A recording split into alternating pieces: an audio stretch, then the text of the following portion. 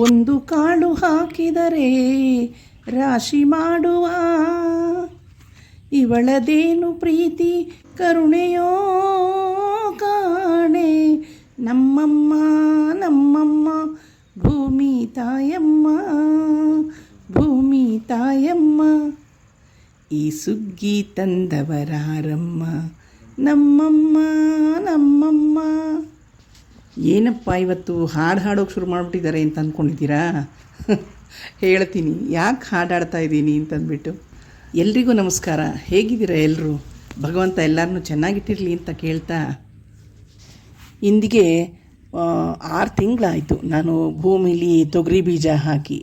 ಆ ತೊಗರಿ ಬೀಜ ಹಾಕಿದ್ದಾಗಲಿಂದ ಹಿಡಿದು ಅದರ ಬೆಳವಣಿಗೆ ಆಗ್ತಾ ಇರುವಾಗ ಎಲ್ಲ ನಿಮಗೆ ನಾನು ತೋರಿಸಿದ್ದೆ. ಆಗ ನನ್ನ ಹಿಂದಿನ ವಿಡಿಯೋಗಳು ನೋಡಿದ್ರೆ ನಿಮಗೆ ಗೊತ್ತಾಗುತ್ತೆ ನೋಡಿ. ಅದು ಹಂತ ಹಂತವಾಗಿ ಗಿಡ ಹೇಗೆ ಬೆಳೀತು ಅನ್ನೋದನ್ನೆಲ್ಲ ನಾನು ನಿಮಗೆ ತೋರಿಸ್ಕೊಟ್ಟಿದ್ದೆ.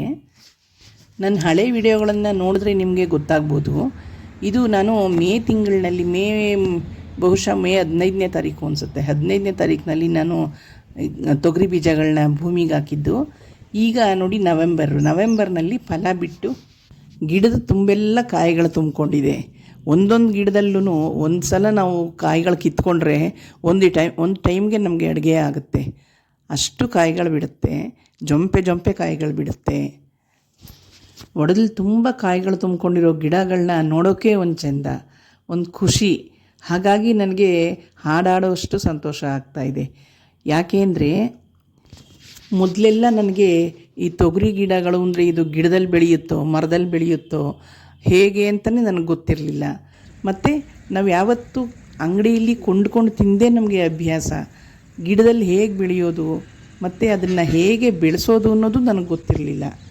ಅಷ್ಟು ಏನೂ ಗೊತ್ತಿಲ್ಲದಿದ್ದವಳು ಇವತ್ತು ನಾನು ಆ ಕಲ್ಲು ಭೂಮಿನ ಅಗೆದು ಅದರಲ್ಲಿ ಬೀಜ ಹಾಕಿ ಗಿಡ ಬಂದು ಆ ಗಿಡದಿಂದ ಫಲ ತಗೊಂಡು ತಿಂತಾಯಿದ್ದೀನಿ ಅಂತಂದರೆ ಅದು ಆ ಖುಷಿಗೆ ನನಗೆ ತುಂಬ ಸಂತೋಷ ಆಗ್ತಾಯಿದೆ. ನನಗೆ ನಿಜ ಹೇಳಬೇಕು ಅಂದರೆ ಏನೇನೂ ಗೊತ್ತಿಲ್ಲದೆ ಇದ್ದದ್ದು ನನಗೆ ನಮ್ಮ ನೇಬರು ಪಕ್ಕದಲ್ಲಿ ಜಯಮ್ಮ ಅಂತ ಇದ್ದಾರೆ. ನಿಜವಾಗ್ಲೂ ಅವ್ರಿಗೆ ನಾನು ಥ್ಯಾಂಕ್ಸ್ ಹೇಳಲೇಬೇಕು. ಅವರೇ ನನಗೆ ಪ್ರತಿಯೊಂದು ಹೇಳಿಕೊಟ್ಟಿದ್ದು, ಬೀಜ ಕೊಟ್ಟಿದ್ದು ಅವರೇನೆ.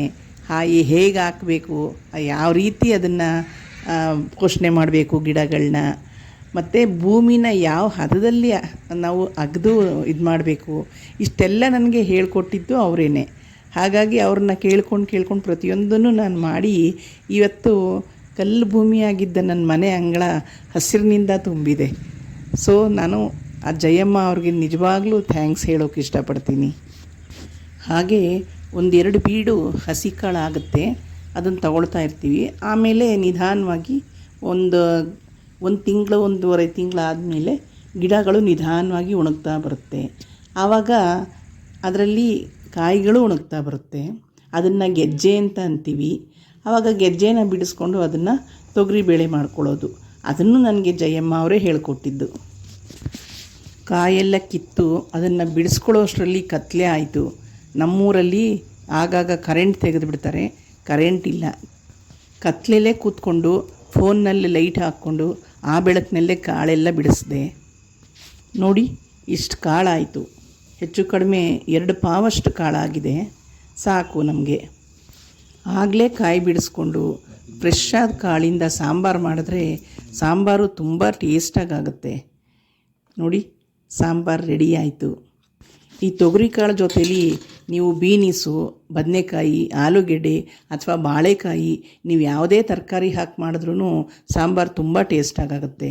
ಮತ್ತು ಇದು ಮುದ್ದೆಗೆ, ರಾಗಿ ಮುದ್ದೆಗೂ ಚೆನ್ನಾಗಿರುತ್ತೆ, ಚಪಾತಿಗೆ, ರೊಟ್ಟಿಗೆ, ಪೂರಿಗೆ ಎಲ್ಲದಕ್ಕೂ ತುಂಬ ಟೇಸ್ಟಾಗಿರೋ ಸಾಂಬಾರು ಇದು. ಹಾಗಾಗಿ ನೀವು ಯಾವುದನ್ನು ಬೇಕಾದರೂ ಮಾಡ್ಕೊಂಡು ತಿನ್ಬೋದು. ದಯವಿಟ್ಟು ವಿಡಿಯೋ ನೋಡ್ತಾ ಇರೋರು ನನ್ನ ಚಾನಲ್ನ ಸಬ್ಸ್ಕ್ರೈಬ್ ಮಾಡ್ಕೊಂಡು ನೋಡಿ ಅಂತ ಕೇಳ್ಕೊಳ್ತೀನಿ. ಮತ್ತು ಸಬ್ಸ್ಕ್ರೈಬ್ಗೆ ನೀವು ಫುಲ್ ಫ್ರೀ ಇರುತ್ತೆ, ₹1 ನಿಮಗೆ ಏನೂ ಖರ್ಚಾಗೋದಿಲ್ಲ. ಹಾಗಾಗಿ ಸಬ್ಸ್ಕ್ರೈಬ್ ಮಾಡಿಕೊಂಡು ಆ ಮೂಲಕ ನನಗೆ ಈ ವಿಡಿಯೋಗಳನ್ನ ಮಾಡೋದಕ್ಕೆ ಪ್ರೋತ್ಸಾಹ ಕೊಡಬೇಕು ಅಂತ ಕೇಳ್ಕೊಳ್ತಾ, ಇಲ್ಲಿವರೆಗೆ ಯಾರು ಸಬ್ಸ್ಕ್ರೈಬ್ ಮಾಡಿಕೊಂಡು ನನ್ನ ವಿಡಿಯೋಗಳನ್ನ ನೋಡ್ತಾ ಇದ್ದೀರಾ, ನನ್ನ ವಿಡಿಯೋಗಳನ್ನು ಬೇರೆಯವ್ರಿಗೆ ಶೇರ್ ಮಾಡಿ ಅವರಿಂದನೂ ಸಬ್ಸ್ಕ್ರೈಬ್ ಮಾಡಿಸಿದ್ದೀರಾ, ಅವ್ರಿಗೆಲ್ಲ ನನ್ನ ಹೃತ್ಪೂರ್ವಕ ಧನ್ಯವಾದಗಳನ್ನು ತಿಳಿಸ್ತೀನಿ. ಮುಂದಿನ ವಿಡಿಯೋದಲ್ಲಿ ಸಿಗೋಣ ಅಲ್ಲ. ಎಲ್ರಿಗೂ ಒಳ್ಳೆಯದಾಗಲಿ. ನಮಸ್ಕಾರ.